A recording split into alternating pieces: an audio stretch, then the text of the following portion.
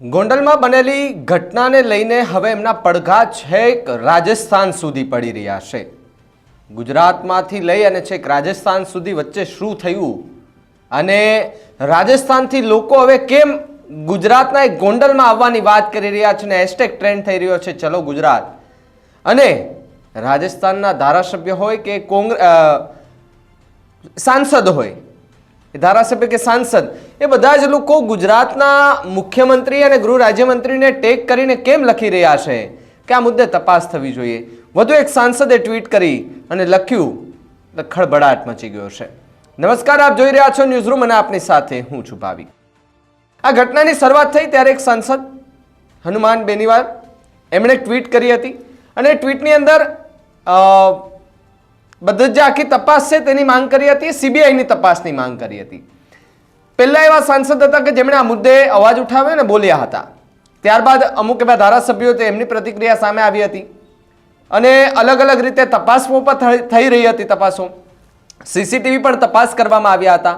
આ બધી જ તપાસની અંદરથી પોલીસે એવી પ્રતિક્રિયા આપી કે ભાઈ આ કોઈ મર્ડર નહીં, કોઈ હત્યા નથી, આ તો આકસ્મિક મોત થયું છે, અકસ્માત થયો છે, હિટ એન્ડ રનનો કેસ છે। ત્યારબાદ તપાસ કરી અને એક મહાસાગરની એક બસ ટ્રાવેલ્સને પકડી, શંકાના દાયરામાં આવી એ માટે થઈને તેને કબજે કરવામાં આવી। સીસીટીવી પણ તપાસ કરવામાં આવ્યા।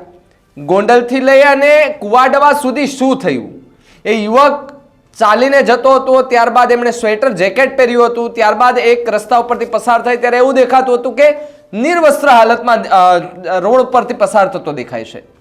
એ આખી ઘટનામાં શું થયું તેને લઈને હજુ પોલીસ તપાસ કરી રહી છે, પરંતુ પોલીસ એવું કહી રહી છે કે આ હત્યા નથી, આ એક અકસ્માત છે ને અકસ્માતમાં એમનું યુવકનું મોત થયું છે।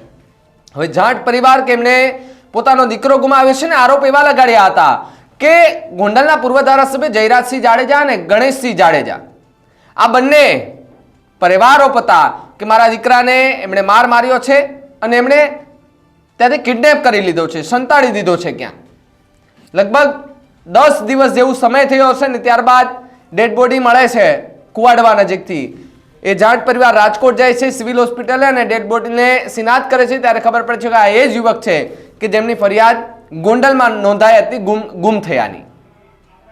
આરોપો એવા પણ હતા કે ગુમ જયરાજસિંહ જાડેજાએ કર્યો છે એમના યુવકને।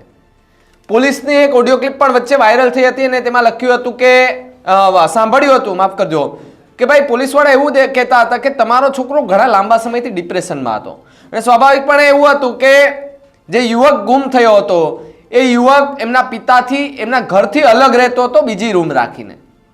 પોલીસે સવાલ કર્યો કે આવું કેમ, તો પિતાએ એવો જવાબ આપ્યો કે ભાઈ એ યુપીએસસીની તૈયારી કરતો હતો, ડિસ્ટર્બ ન થાય તેટલા માટે થઈને તેને ત્યાં અલગથી રૂમ રાખી। અવારનવાર ઝઘડાઓ પણ થતા હતા તેવી પણ પોલીસે વાત કરી હતી તેમના પિતા સાથે, ઓડિયો ક્લિપ પણ વાયરલ થઈ હતી।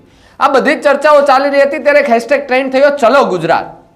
ત્યારબાદ એ ટ્વીટની અંદર લખવામાં આવ્યું હતું કે ભાઈ જેટલા પણ કુલ્ફી વેચવાવાળા છે, એટલે કે રાજસ્થાની લોકો અહીંયા વધારે પડતા કુલ્ફી વેચે છે, કુલ્ફી, એ લોકોને કીધું હતું કે ચાલો આપણે ગોંડલ જઈએ। તો શું હવે રાજસ્થાનથી લોકો ગોંડલમાં આવશે? આ ચર્ચાઓ ચાલી રહી હતી ત્યારે વધુ એક મારી પાસે એક ટ્વીટ આવ્યું અને ટ્વીટ છે અમરા રામ કરીને, એ પણ સાંસદ છે, એમણે પણ 3 લીટીનું ટ્વીટ લખ્યું છે અને લખ્યું છે એમાં कि मैं प्रधानमंत्री श्री नरेंद्र मोदी जी और केंद्रीय गृह मंत्री अमित शाह, गुजरात के राज्यपाल आचार्य देवव्रत जी, गुजरात के मुख्यमंत्री भूपेंद्र पटेल का ध्यान गुजरात के राजकोट में गोंडल विधायक सभा क्षेत्र में राजस्थान के भिलवाड़ा निवासी यूपीएससी अभ्यर्थी युवक राजकुमार जाट की हुई हत्या के मामले की तरफ आकर्षित करते हुए इस मामले में सीबीआई जांच की मांग करता हूं, क्योंकि वहां एक बाहुबली पूर्व विधायक तथा उनके परिवार का नाम इस हत्याकांड में सामने आ रहा है। हमारे राजस्थान की युवा हत्या को बर्दाश्त नहीं किया जाएगा। मैं गुजरात पुलिस इस हत्याकांड के दोषियों के खिलाफ कठोर कानूनी कार्यवाही करने के लिए अपील करता हूं। બીજા એક સાંસદનું ટ્વીટ પણ સામે આવ્યું છે, તેમણે પણ આરોપ લગાવ્યા છે કે બાહુબલી નેતા કે જેમણે આ હત્યા કરાવી છે। આ સમાચારો વચ્ચે સમાચાર એ પણ સામે આવ્યા કે ભીલવાડા, રાજસ્થાનના ભીલવાડાની અંદર આ યુવકની મોત મુદ્દે ત્યાં એક મોટું સંમેલન મળવાનું છે. હવે આ સંમેલનની અંદર શું વિચારણા થાય, સમાજ શું આગળની રણનીતિ ઘડે છે તો રાજસ્થાનથી જ ખબર પડશે. પરંતુ રાજસ્થાનથી લઈ અને છેક ગુજરાતના એ ગોંડલ સુધી અત્યારે ચકચાર મચી ગઈ છે. હવે ધીમે ધીમે પોલિટિકલ એંગલ પણ જોવા મળી રહ્યા છે કે ગોંડલ મુદ્દે હવે રાજસ્થાનના સાંસદ હોય, ધારાસભ્ય હોય, જે પણ હોય એ લોકો ટ્વીટ કરી અને આખા મુદ્દાને તપાસ કરવાની, તટસ્થ તપાસ કરવાને લઈને અપીલ કરી રહ્યા છે. ત્યારે વધુ એક આ જે સાંસદ છે એમણે પણ ટ્વીટ કરી અને સીબીઆઈની માંગ કરી છે. ઘણા બધા લોકો છે કે જેમણે સીબીઆઈની માંગ કરી છે. જ્યારે એક એડવોકેટ હતા રાજસ્થાને એમની જોડે વાત કરી ત્યારે એમણે પણ કહ્યું હતું કે બાહુબલી નેતા છે, હત્યાકાંડમાં એનું નામ સામે આવે છે, કાર્યવાહી થવી જોઈએ, જે પણ હોય તપાસ પણ પૂરેપૂરી થવી જોઈએ. પરંતુ પોલીસ અહીંયા નિવેદન એ આપી રહી છે કે આ કોઈ હત્યા નથી, આ એક અકસ્માત હતો અને અકસ્માતમાં જે બસ સાથે અકસ્માત થયો હતો એ બસને પણ કબજે કરી લેવામાં આવી છે ને તપાસ અત્યારે હાથ ધરવામાં આવી રહી છે. મહાસાગરની બસ કબજે કરી લેવામાં આવી છે. જેણે નજરે જોયું હશે અથવા તો પોલીસ જે દિશામાં તપાસ અત્યારે કરી રહી છે એ દિશા કઈ છે એ તો પોલીસ અને તંત્રને ખબર હશે.